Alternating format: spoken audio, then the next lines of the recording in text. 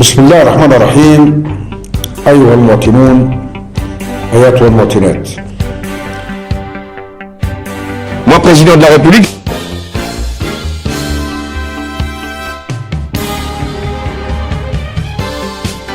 J'ai décidé de... Bonjour à tous et à toutes et à tous et bienvenue pour cette deuxième émission de Sciences Polémiques Menton reçoit.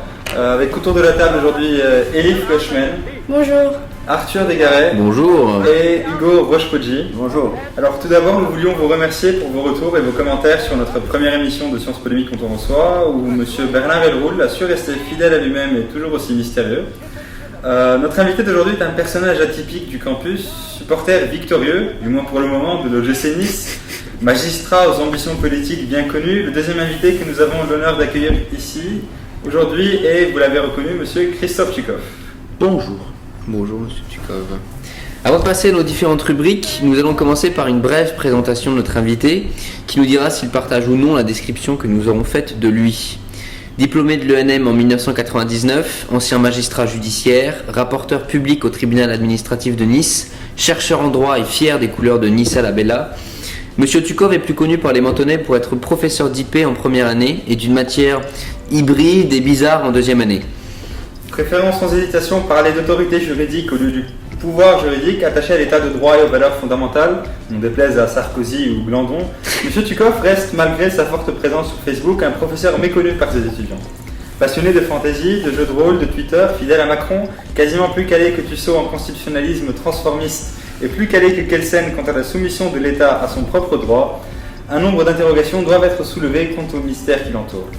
Un certain nombre de questions vont donc vous être posées pour tenter d'esquisser un portrait plus vrai, plus constitutionnellement acceptable de vous, Monsieur Tchikov. Si jamais une question vous paraît trop intrusive, vous pourrez bien évidemment passer à la suivante en nous notifiant d'une onomatopée anglo-saxonne « Next ». Est-ce que cette description vous semble juste? Pour l'instant, ça va. Ça va. Alors maintenant, on va passer à notre première rubrique, qui est une série de questions-réponses pour en savoir un peu plus et compléter cette description. Donc je commence. Pourquoi avoir choisi de faire du droit? Par défaut.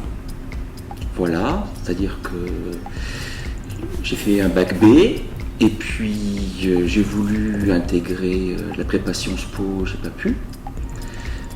Donc j'ai fait du droit parce que je savais pas trop quoi faire entre journalisme politique, mais politique dans ma région et mes idées, c'était assez difficile. Donc j'ai fait en droit pour pas me fermer de porte. Et puis j'aimais pas trop ça, d'ailleurs c'est toujours le cas. Et j'ai décidé en maîtrise passer le concours de magistrature parce que c'était le seul métier qui m'intéressait en droit. Je pensais qu'il valait mieux dire le droit que de le subir ou de l'apprendre. Voilà. Merci. Monsieur Tchikov, vous êtes originaire de Nice. Oui. Mais votre nom de famille semble d'origine russe. Oui. Ne se sent-il pas une origine plus poutinienne C'est pas ma tasse de thé vraiment, Poutine. C'est Saint-Pétersbourg, en fait, mon grand-père paternel, qui était sous-officier dans l'armée rouge, qui commandait des chars dans l'armée rouge et qui a été fait prisonnier par les Allemands en 1944, je crois, et qui a connu ma grand-mère dans un camp en Allemagne. Voilà. Intéressant. Monsieur Tchikov, si vous deviez vous choisir un animal, si vous étiez un animal, lequel serait-il? Un Skratz. Un Skratz? Pardon? J'ai peur de ne pas savoir ce que c'est. Un Skratz dans l'âge de glace. Ah, L'espèce de croisement entre un hamster et un rat, un écureuil. très bien. Et pourquoi ça? Parce que c'est mignon. Très bien. Et vous le considérez comme... Et il est gourmand. Et il est gourmand. Très bien. Et si vous étiez un personnage de livre d'Heroic Fantasy? Ah oui, Aragon. De suite. Monsieur Tchikov, François Hollande au téléphone, il vous nomme garde des Sceaux. Quelles sont vos premières mesures? Je veux pas déjà garder des sceaux de monsieur. Maintenant, en plus, c'est celui-là. Sinon, mes premières mesures.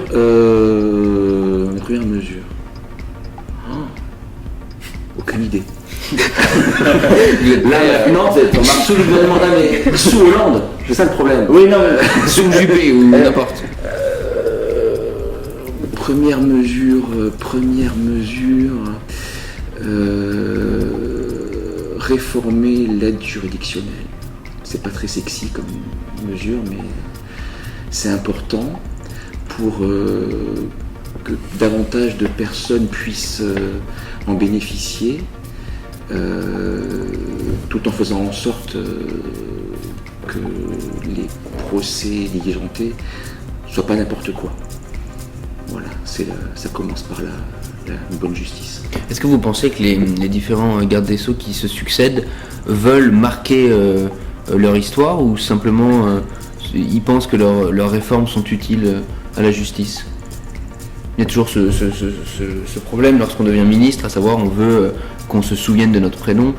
Et du coup ma question est très simple, est-ce que vous pensez que quand on est garde des Sceaux, on peut faire passer avant ses intérêts, faire passer ses intérêts avant les intérêts de la justice?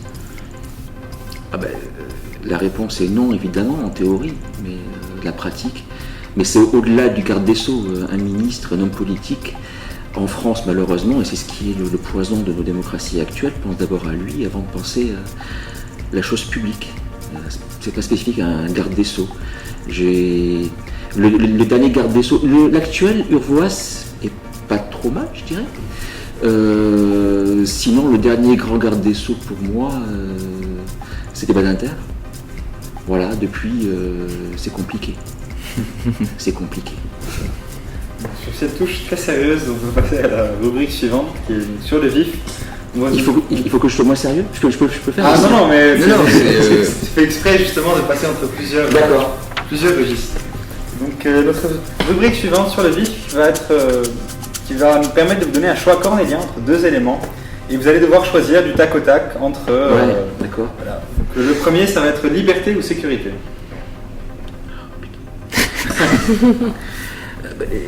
Non, parce que les deux vont ensemble. Je vous l'ai appris l'an dernier.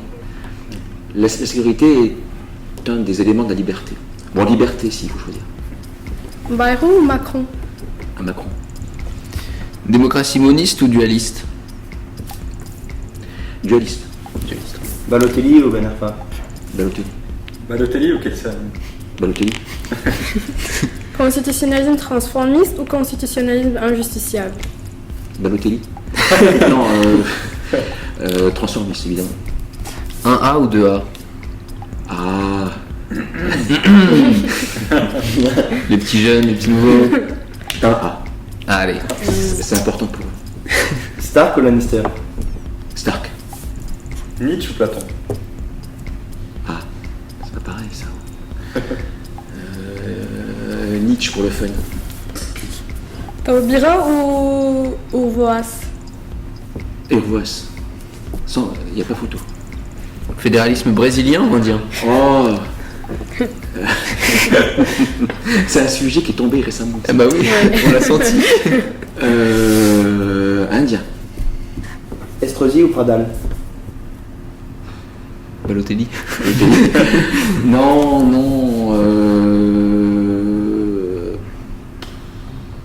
Pradal avec un bureau à sa taille. Ah, oui. Ouais. Sarkozy ou Douillet? Ok. Ou Douillet? David Douillet. David. Oh. Douillet quand même, c'est un grand sportif. Rimbaud ou Tussaud? Ça c'est vache. Il nous écoute. Je peux pas répondre à ça. Pourtant, il va falloir. Non, je peux pas répondre à ça. Next. Next, pardon, ouais. Rambo ou Rocky? Ah, Rocky. Oh. Trump ou Clinton? Clinton. Par défaut. Trump ou Frank Underwood?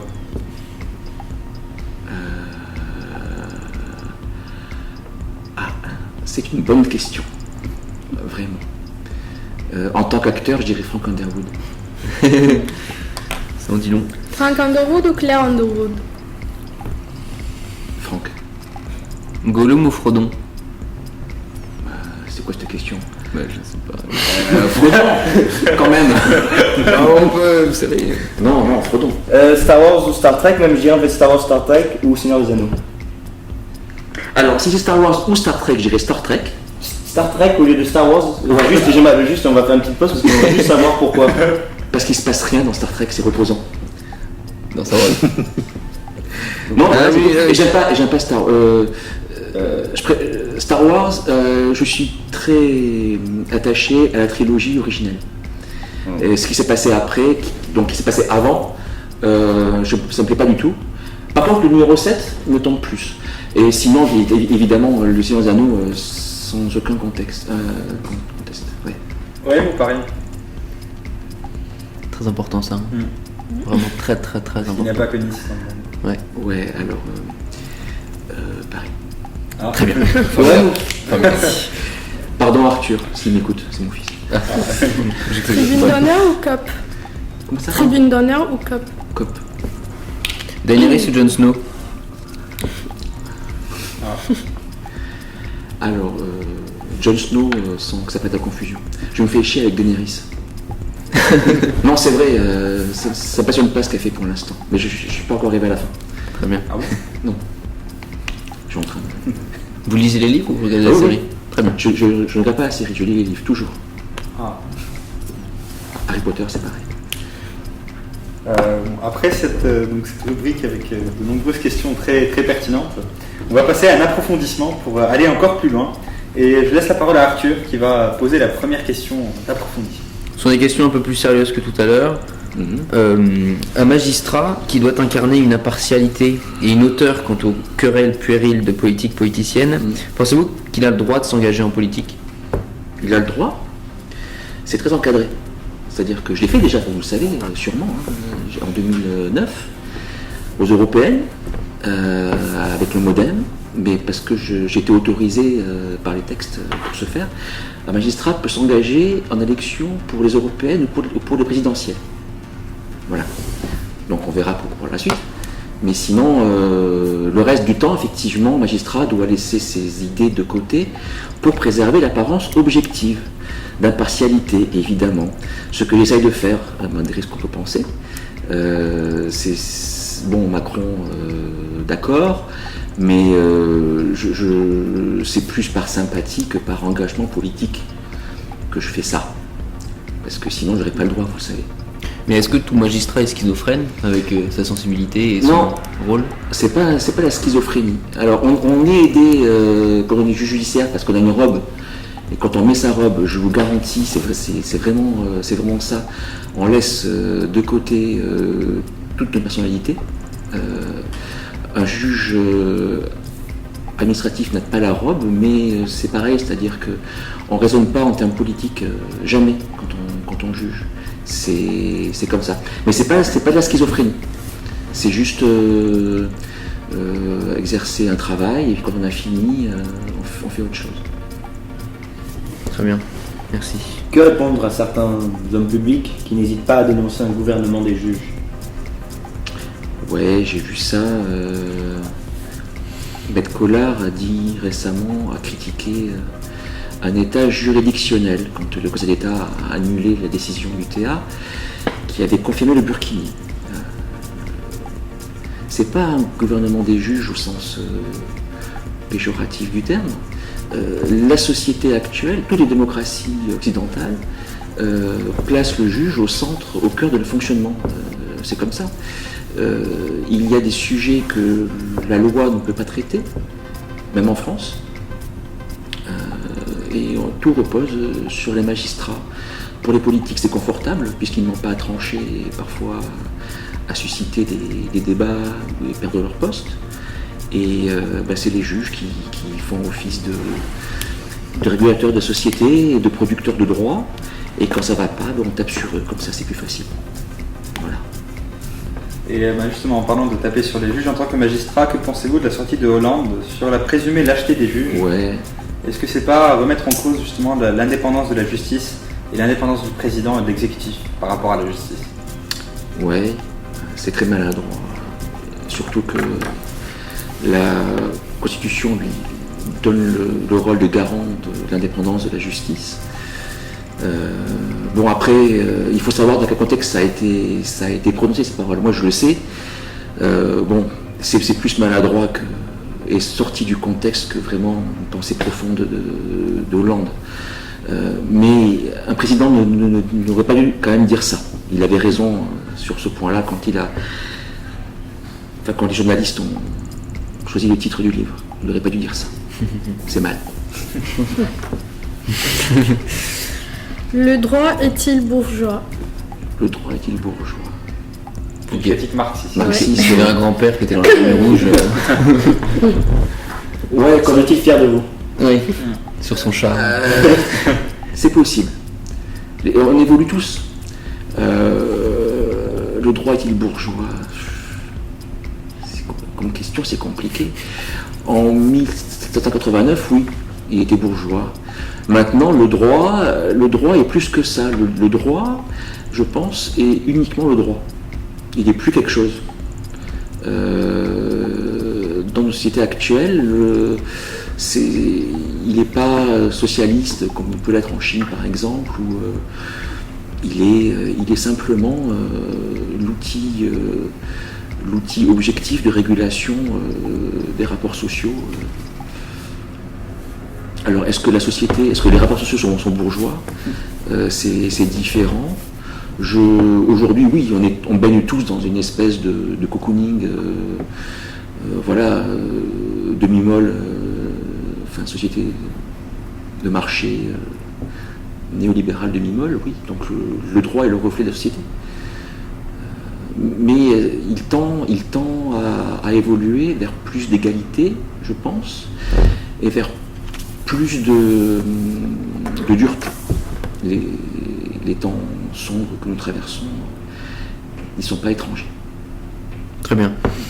Maintenant, une question un peu plus personnelle et professionnelle. Quelle affaire a été la plus compliquée à traiter du point de vue d'abord personnel puis professionnel?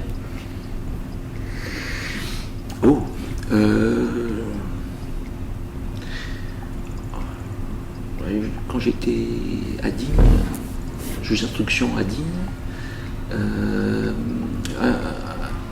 un homme qui était accusé d'avoir touché sa fille, parce que sa fille avait fait un dessin un peu ambigu et les services sociaux avaient fait un signalement, et on m'a déféré ce bonhomme et qui niait tout effectivement, et j'avais que ce dessin pour l'incriminer. La gamine n'avait pas l'âge de parler, et c'était compliqué parce qu'on savait pas trop. Et lorsque à l'époque où le juge d'instruction envoyait lui-même les gens en prison, depuis ça a changé, j'ai pris sur moi de l'envoyer en prison, de lui expliquer ça. Alors il y avait une crise de nerfs par terre et une crise d'épilepsie dans mon bureau. Voilà, c'est la seule affaire où j'ai pas été très bien une nuit en me disant j'espère qu'il va pas se tuer. Et puis après il a compris que c'était purement procédural, il n'y avait rien de personnel, parce que je lui expliquais les choses. C'est d'un point de vue général, en fait, quand on juge les affaires très sensibles, ce qui est important, c'est pas l'affaire en elle-même, parce qu'on en juge des dizaines par an, des affaires sensibles, mais c'est comment on arrive à la traiter nous-mêmes, et si on arrive à expliquer les choses aux gens avec à la fois humanité, mais fermeté et clarté, ça se passe bien, même si on se trompe. C'est ça qui est intéressant. Est-ce que la culpabilité fait partie du travail de magistrat? Non, pas possible ça. Si on commence à sortir coupable, c'est qu'on fait mal le travail. On peut se tromper. On peut se tromper, mais si on fait bien le travail, il n'y a aucune raison. Outreau pour ça, moi j'étais pas né aussi, mais j'étais jeune alors. Outreau a fait beaucoup de mal à la justice pour ça, parce que le magistrat en charge du dossier qui s'est fait démonter, qui est d'ailleurs un collègue de promo, je l'ai découvert récemment, j'avais même pas fait gaffe, s'est pas défendu, il n'a pas expliqué son travail. Et du coup, on est tous tombés dessus. Et les victimes aussi. Mais on ne saura jamais la vérité. Après, c'était quoi votre question? Professionnel. Premier, c'était niveau personnel, puis ensuite professionnel. Peut-être le plus éprouvante, ou celle qui a duré plus de temps. Ouais, alors professionnel, c'est différent. C'est une cour d'assises d'enlèvement. Ça résonne un peu ce qu'il y a eu, vous savez qu'il y a eu un enlèvement récemment. Voilà, il y a quelques années, c'était un peu la même histoire, un couple qui a été non, c'est pas celle-là, une autre. À l'instruction, un fou qui poignarde parce qu'il croit qu'ils lui en veulent, qui poignarde un couple à Recommune-Cap-Martin, à Menton. À Menton. Et il est déclaré irresponsable, et 5 ans après, il ressort, il reva dans la même maison, et il poignarde à mort 30 coups de couteau un professeur retraité, et il tente d'assassiner un couple qui était en face. Et c'est moi qui ai eu l'affaire, et j'ai dû expliquer à la famille du retraité notamment pourquoi ce mec était sorti, avait recommencé, et pourquoi il allait de nouveau être déclaré irresponsable. C'était pas évident. J'imagine bien. C'est pas évident. Une note triste et sérieuse. Désolé. À la rubrique suivante qui restera quand même assez sérieuse. S'il ne devait en rester qu'un, monsieur Tchukov, qu'un ou qu'une, on va vous proposer des éléments encore une fois, et vous allez nous dire que s'il fallait en garder qu'une seule. On va commencer avec Hugo. S'il fallait garder qu'une seule constitution, dans toutes les constitutions qu'a connues la France, ou différents pays. Comment? La 5e. Et au niveau des pays? La France. La 5e, celle qu'on a actuellement me paraît pas mal. C'est une question de personne, pas d'institution. De mon point de vue. Très bien. S'il ne devait rester qu'un seul joueur de l'OGC Nice dans toute l'histoire du club. Ah ouais, mais là. Ah bah ouais.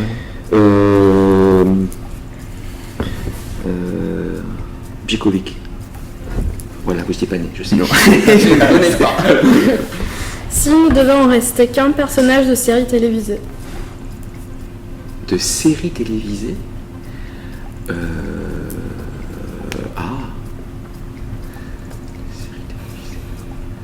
Underwood. Pour l'instant, je vois que ça. S'il ne devait rester qu'une affaire judiciaire. Le procès de Socrate. S'il ne devait rester qu'une seule promo de Sciences Po, votre préférée dans toutes celles que vous avez épaulées. Non, je peux pas dire ça. Je peux pas. Non, je peux pas. Ça veut dire que vous avez une réponse quand même.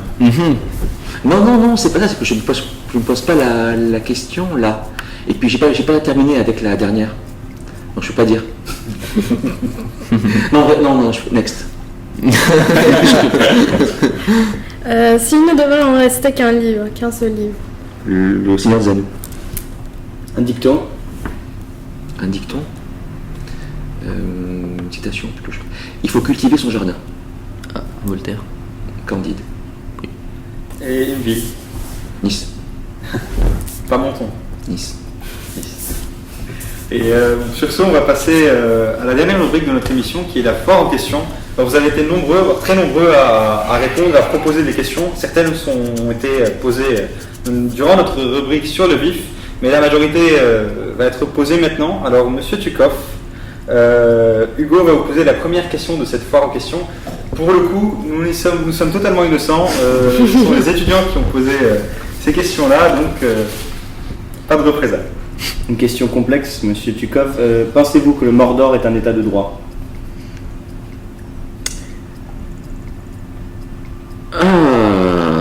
À sa manière. À sa manière. Il est ordonné, il y a des règles.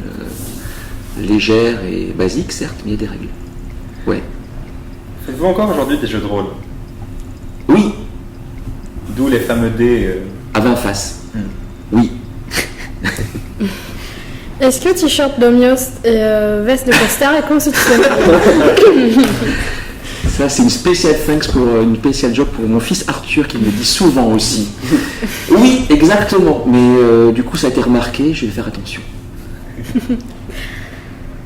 Le droit est-il sexy? Est-ce que le droit Alors, j'essaie de le rendre sexy, mais c'est pas évident. Quel est selon vous le meilleur ministre de la Ve République et le meilleur président de la Ve République? Alors, Badinter, j'ai déjà dit. Voilà. Et le meilleur président, ça c'est vache. On peut faire par élimination. C'est ça en fait. Ce sera pas Hollande? Non. Pas Sarkozy? Non. Pas Sarkozy? Non. Mais non. VGE. Non. Non, Mitterrand, ouais, parce qu'il a incarné pas mal de choses. Voilà, il a donné beaucoup d'espoir aux Français, déçus après certes, mais et puis c'était un homme de pouvoir génial. Un homme de lettres aussi. Ouais. À quel personnage de Game of Thrones vous identifiez-vous? Et ouais, alors j'ai fait le test sur Facebook, qui était complètement erroné en plus.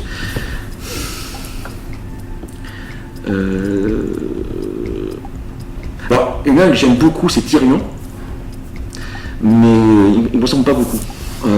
Moi, ça aurait été. Je serais mort au bout de 10 minutes, je pense. J'aurais été un Stark et c'était pas. Ça va durer une C'est saison. Dark, je pense, et Dark Stark, donc je n'aurais pas duré longtemps. Non, sur un pic, vous auriez fini. Quel auteur a inspiré votre célèbre C'est mal? C'est mal. Ou c'est pas bien? Non, c'est moi. C'est moi, j'ai des trucs comme ça. Non, non, Création originale. Ouais, bah, c'est deux mots hein, aussi, mais non, c'est mal, c'est de moi, ouais. Est-ce que la politique est comme un jeu de rôle? Non. Enfin, pas tel que je le conçois, moi. La politique, c'est pas un rôle.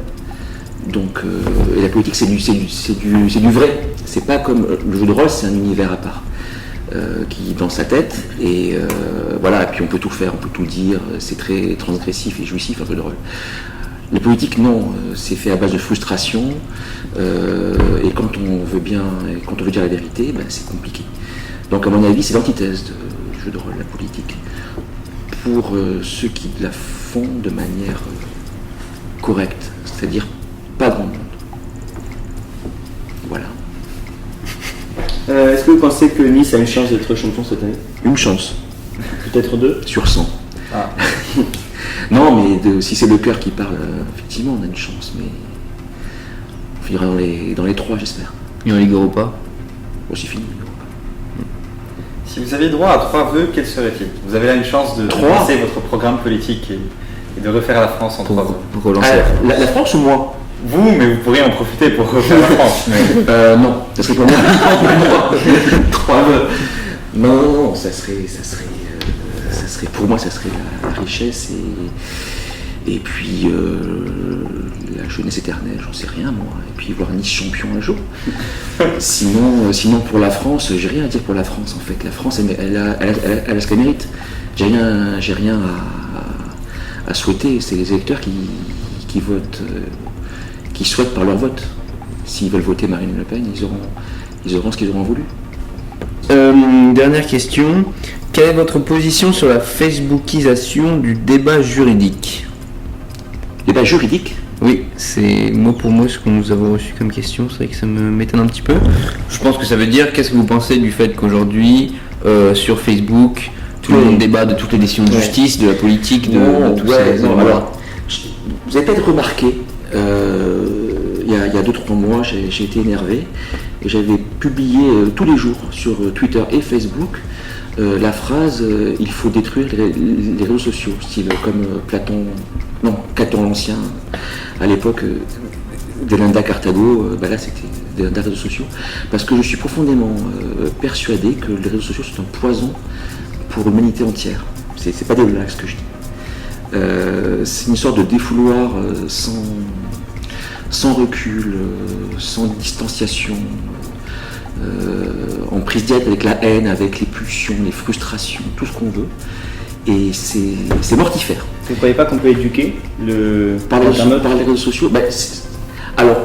Éduquer l'internaute pour qu'il se serve bien de ces réseaux sociaux. On ne peut pas éduquer l'internaute, c'est le libre marché des idées, de la pédagogie. Donc. Oui, mais les idées, elles ont été éduquées au bout d'un moment. Ouais, mais par qui? Par ceux qui... Bon, pourquoi pas? Moi je veux bien, je veux bien y croire à ça. Mais ça fait 7 ans que j'y suis sur les réseaux sociaux et il n'y a rien qu'à dire. Au contraire, ça ne fait qu'empirer. Trump a gagné, a priori, c'est ce qui se dit maintenant à cause des réseaux sociaux. Ce qui se dit actuellement dessus, les débats politiques, juridiques, c'est des déferlements de haine et de zéro absolu en matière d'intelligence et de réflexion, quoi. Donc je suis assez pessimiste. Et pourtant, vous êtes très présent, y compris avec Ouais. les étudiants, Ouais. y compris en cours magistral. Ouais, c'est ce qu'on m'a dit toujours. Là. Quand j'ai dit qu'il fallait supprimer les réseaux sociaux, on m'a dit mais tu le dis sur les réseaux sociaux. Oui, parce que ça existe. Et qu'effectivement, passer le coup de déprime en disant faudrait tout supprimer, ben après je me dis il faut quand même participer à sa juste mesure, à la pondération des débats. Donc parfois quand il y a des débats qui sont qui partent un peu en vrille, je m'en mêle, je me prends des torrents d'insultes. Mais c'est mon rôle, quelque part, de me mêler un peu de ça.